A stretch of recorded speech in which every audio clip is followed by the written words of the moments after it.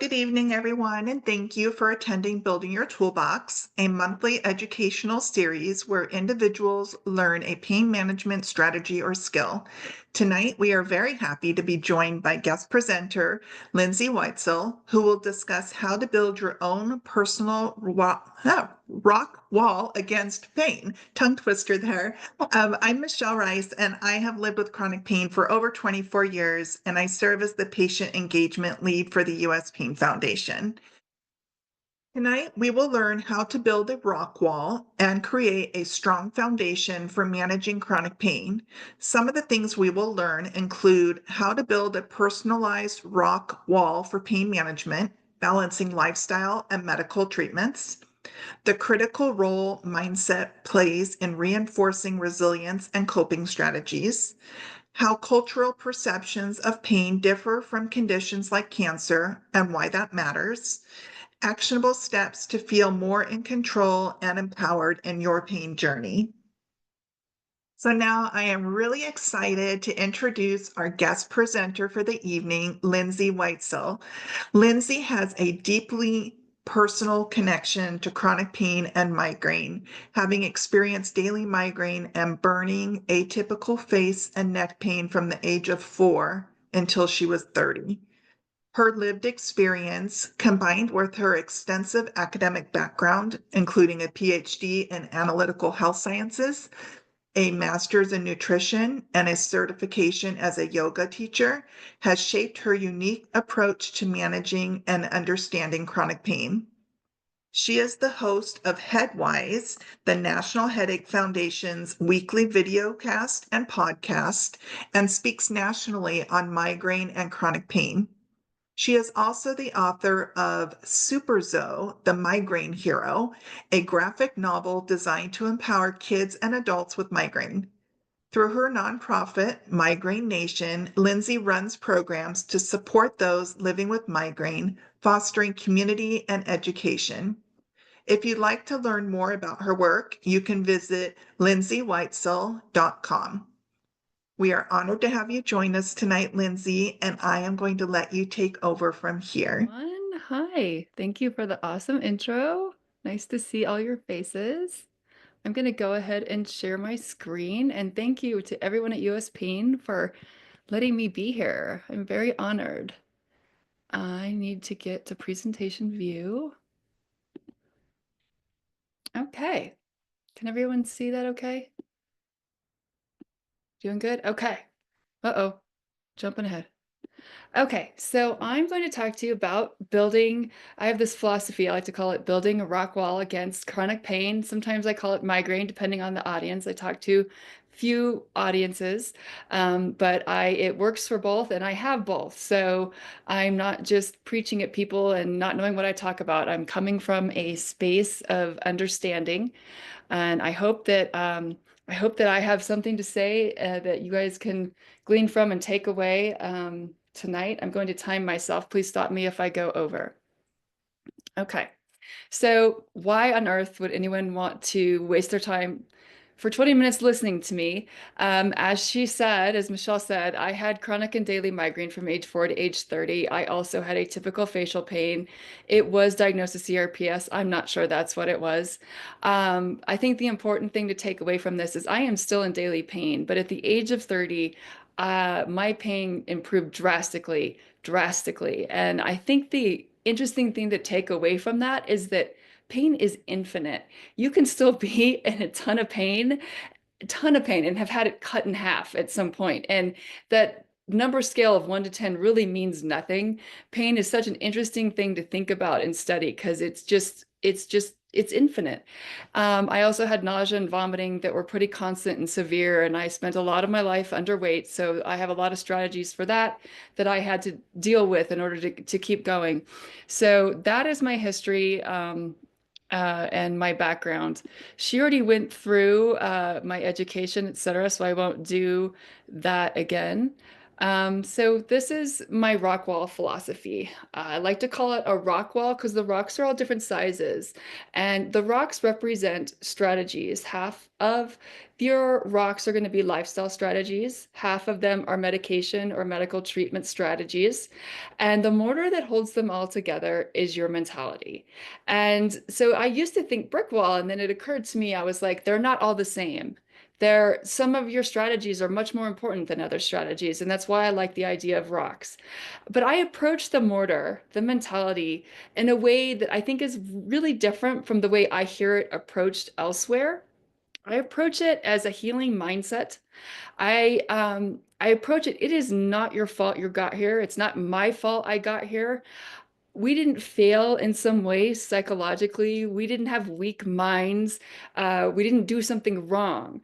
The thing is that in order to get better and in order to get through, we have to gain exceptional control over our mental, emotional, and lifestyle factors, like superhero level.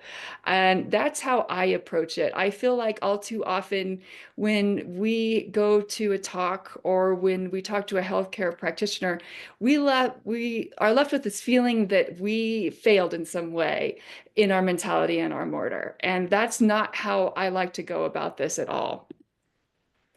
Um, it was mentioned earlier by Michelle that I do speak a little bit about cancer and do some comparisons. And the reason for that is I used to work in academia for years in clinical research, and I worked mostly in oncology, mostly in breast cancer. And I like to compare us to what I call the oncology mindset. And this is because I spent most of my days talking to people with breast cancer and drawing their blood and asking them lots of questions. And it became very clear to me back when I still didn't get to say much about my illness. I had to keep it hidden because of the stigma at my job that that they were treated, seen very differently than us. And the breast cancer patients saw themselves very differently than we see ourselves.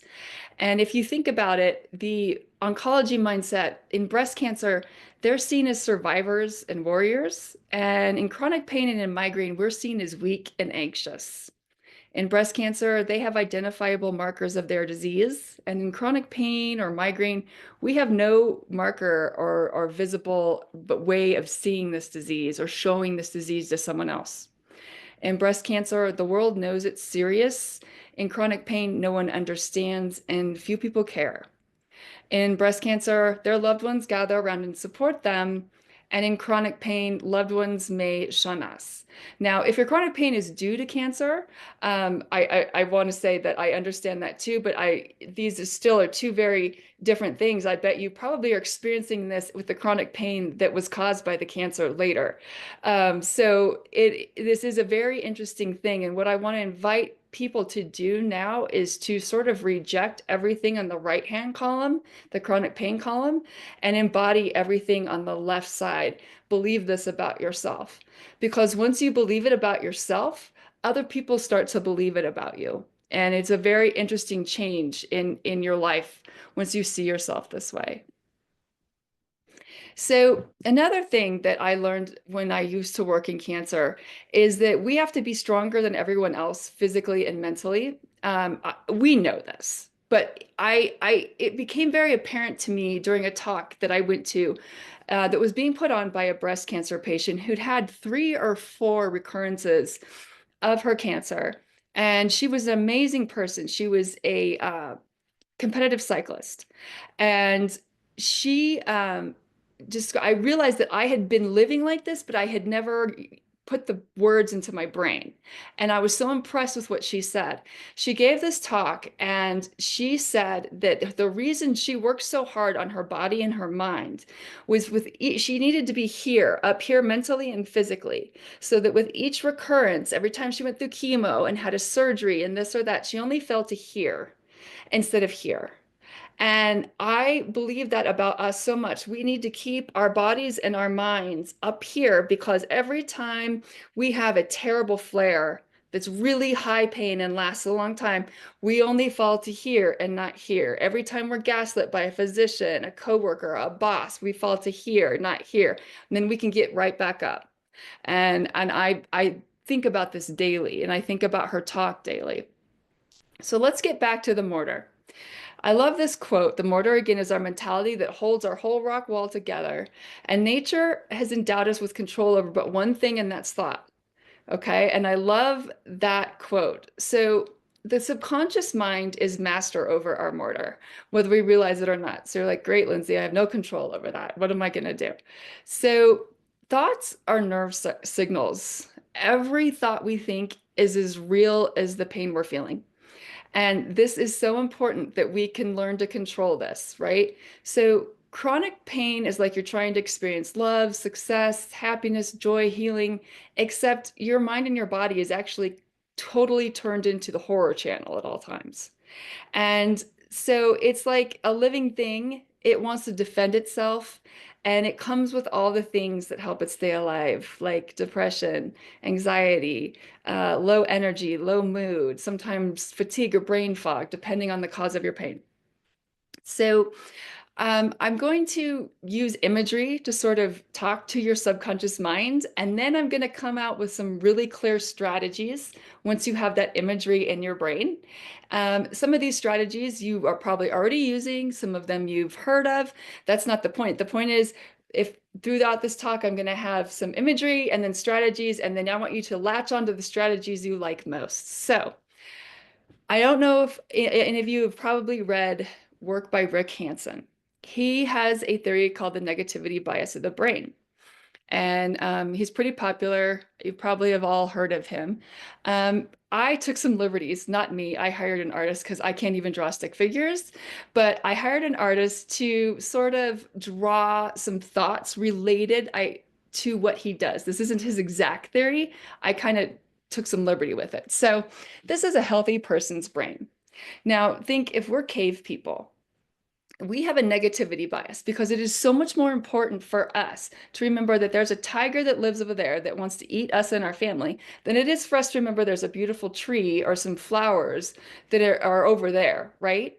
So we have this negativity bias. So the negative things are represented by bombs, and they're stuck like Velcro to this brain. And the positive things like are flowers, and they are slipping off this brain, and it's like Teflon. Okay, so positive things slip off Teflon brain, and negative things, it's like Velcro. And this is just normal. Normal people that are healthy, this is one of the things that they overcome, okay, in life.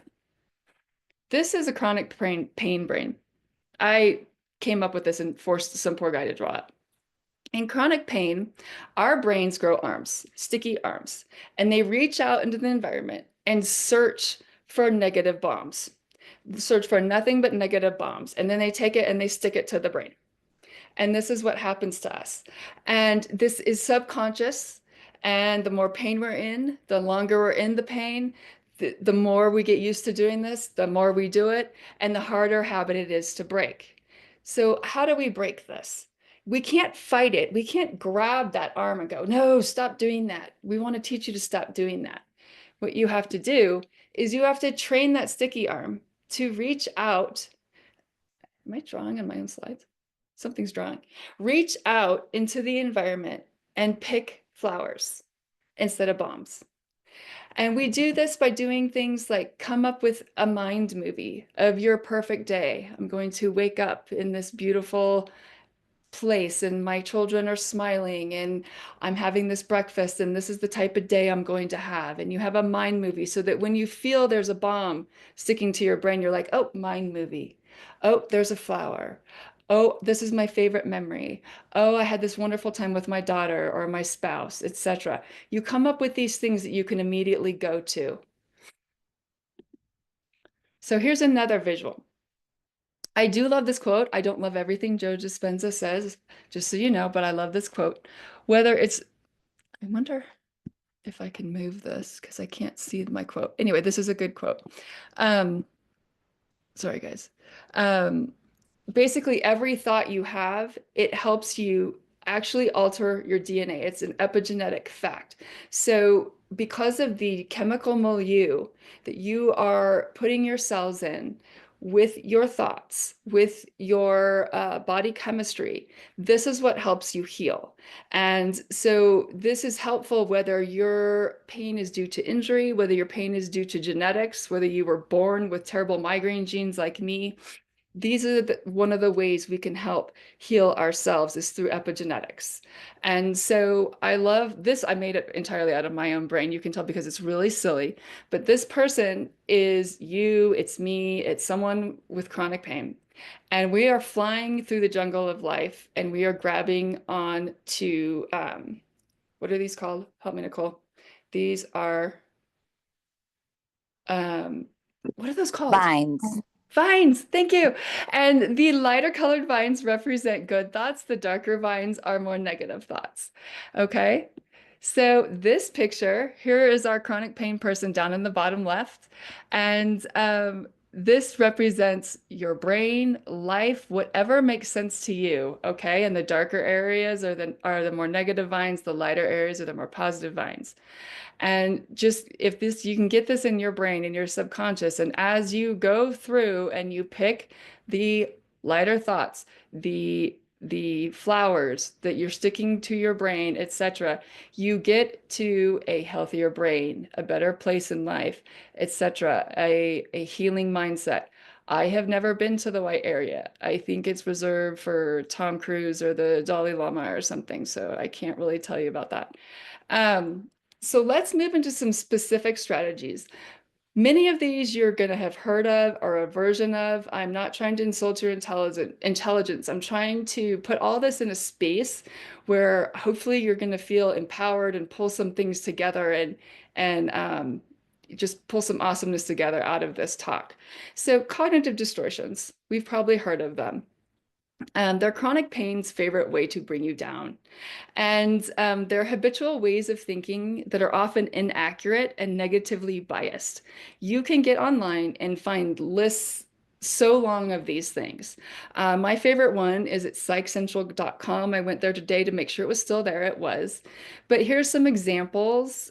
Filtering is straining out all the positives in a situation, dwelling on a negative. What is that? You're just basically putting the bombs and ignoring the flowers. I used to hate the word catastrophizing because they used to talk about migraine patients were always catastrophizing. But I started to notice, I was like, oh my gosh, I'm catastrophizing. I did catch myself doing it. I hate the word, but I could catch myself doing it. And it was, again, it's another way of putting the bombs and ignoring the flowers. And it's when you jump to a conclusion that just isn't correct. So if you go online and you find some of these that you relate to, you can write them down, or I used to actually have them in the back when I was working in the back of my computer. And if my brain started to go downhill a little bit, I'd be like, what am I doing? Which of these am I doing? Oh, I'm filtering. I could go look at them during the day. So I love this one. Everyone's like, oh, yay, Lindsay, a vision board. This is everyone's vision boarding now for manifesting, blah, blah, blah. No, that's not what we're doing. I want everyone to refocus your pain-free memory. So when I was quite young, I learned there was something different about how other pain patients spoke than how I spoke. And I figured out it was because they had a pain-free memory and I didn't. And it was like subconsciously they were beating their heads against a wall, trying to get back to that pain-free past. And so I found a way to distract that and make it a pain-free future. If you make a vision board of your pain-free future that you can look at either when your mind's going downhill, when you're in pain, or in the morning, whenever you want, and so that you're not doing that to yourself. It doesn't have to have anything to do with pain, because if it's a great future, it's not going to have pain in it. You can be married to Jason Momoa. I don't care. Put all happy things on there.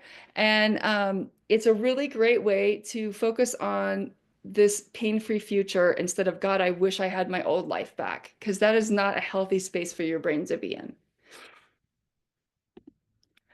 Strategy 3. Please throw out your pain scale. You've probably heard people say this before, but oh my gosh, I think it's the most unhealthy thing on earth. If you wake up in the morning and you're like, oh, I'm a 5, but if I get to be a 6, what if I can't make it to work or school? And if I'm a 7, I'm never gonna be able to pick up my kid. And once I'm an 8, I'm done. And even if you're not doing that consciously, but your subconscious mind is doing it, it is just the worst thing ever. So all you really need to know is if you're thriving, functional, or you're homebound and bedridden. That's really all that matters. It's like how much are you able to participate in your life? Um, I think this is especially for people that have diseases like migraine or MS or things that come with lots of comorbidities. Oh my gosh, my dizziness and my nausea is this high too, and my pain's this high. And it's almost like, okay, let's just focus on how functional we are. They do this to my son at school all the time. They won't give him his medicine unless he gives them a number. And I'm really trying to change that. All right, I'll let everyone breathe for a second. I'm probably going fast. It's my nature. Okay. So strategy 4. I like to put a word to this, even though it's a nasty, long, weird word, because we all have this. If you're a pain, I've never met a pain patient that did not experience some form of kinesiophobia. I'm sorry, I only have the number for migraine because it's really been studied a lot in migraine, but 50% of people with migraine have kinesiophobia. This is, I hate this word. They claim it's an irrational and debilitating fear of physical movement and activity. It hurts. I have been an athlete my whole life. I try to work out every day. I work out almost every day. It hurts. It hurts. It does trigger my pain for a bit and then it gets better. But that's because I've spent a lifetime figuring out what type of exercise to do, when to do it, all of these nuances, etc., right? But once you figure that out, it is one of the most important ways to keep pain down and to keep mood up. Now, I don't care. This I'm talking, I'm sure, to people. Some people have back pain, some people have leg pain, some people probably have amputation injuries. So there it's gonna some people can probably just do this. If this is what you can do, then do this. It's find the smallest thing you could do. The other day I could almost do nothing. I was in bed and I just kind of moved my arms a little bit. I was like, I just have to move a little bit or it's going to hurt so much more tomorrow when I do it. So I always just like, this is a thing. It hurts. You are not the only one. You're not crazy. You're not lazy. It is a fact. And give yourself credit every time you push through it. Strategy 5. I love this one. Raise your emotional frequency. If you go online, there's lists of the highest emotional frequency, and I'm sure people have all seen this, to the lowest. I can't remember what the lowest one is, but it's something that equates to completely giving up. And so you can find these lists, and if you set an alarm for like every hour of the day, if you have a job that allows you to do that, or whenever you can set an alarm and check in with where you're at emotionally and just try to go up one level. And if you need a tool to use, maybe some music, a little bit of exercise, breath, something like that, take a look at your vision board to get up one level. This can make a world of difference in your life, even by the end of the day, week, month. Imagine where you would be in 6 months. It is so interesting. When I finally started doing this, I thought it sounded so stupid when I heard about it. I was like, that's dumb. But believe it or not, I should put it on here, but anger is above sadness. So if you're sad about your pain and it's really just bringing you down, try getting angry about it, because that is one step up. Maybe don't stay angry, but that's better than being sad. So I love that tool. And this is probably the best tool. This is my favorite thing ever. If you haven't made an elevator speech about your illness or your pain, please do, and make it solid. The reason for this is feelings of victimhood and healing and empowerment cannot coexist in the same space, period. They're just completely opposite. So if you find yourself in a situation where you are explaining yourself, where you're explaining your illness, explaining your pain, you've just left the healing space. And so you don't want to be there. So if you have a boss, a family member, a coworker where you're constantly do that, this is a little bit of a different strategy, but you might want to find a way out of that space, right? So elevator speech is basically 2 to 3 sentences, and you only need to tell it to people where you're in a situation where you have to leave, you can't perform, whatever it is. When you are in a situation where you need to talk about it, you give your 2 to 3 sentences and then you drop the mic. It is not your job to educate the entire world about your illness, especially if it's someone who plain flat isn't going to understand. If it's someone who's ready to be educated, fine, do the thing. That's great. But if they're not, forget them. It's over. Your 2 to 3 sentences is all you need. Mine is, I've had chronic and daily migraine plus CRPS, which is a burning fire pain in my face and head since the age of 4. My father and son have a similar history. And I don't need to say anything more than that. I am not going to sit here and explain and feel like a victim and no one gets me. We don't need to be in that space.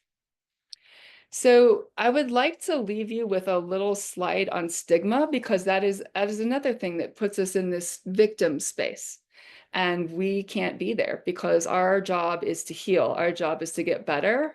Our job is to be empowered. Our job is to have our mortar holding all those things that we're working so hard on keeping working, the lifestyle factors, the medicines, the treatments. That mortar has to be strong to hold it all together. So this is the myth is that obviously that people with chronic pain are weak, and it's out there and we cannot embody it.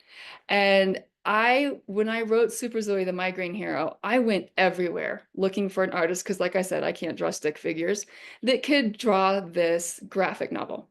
And I went through a number of artists, and I think most of them hate me now. And so this is the strongest Super Zoe I came up with when I told them that she was an athlete and she empowered her friends and she was so awesome, but she just sometimes had migraine, and she did this and she did that, and this was the strong Super Zoe. I thought I was going to have to give up until I finally found this guy that listened to me, and this is what Super Zoe is. So I just like to use that visual because I think visuals are so powerful that you need to embody the strongest version of yourself every day to get better and to get through this. And don't let anybody tell you you're weak. So there's some of the strategies there, just in case you want to look at them. And there's a way to get a hold of me if you want to. And I just thank you so much for letting me chat with you guys. And I hope somebody got something out of that.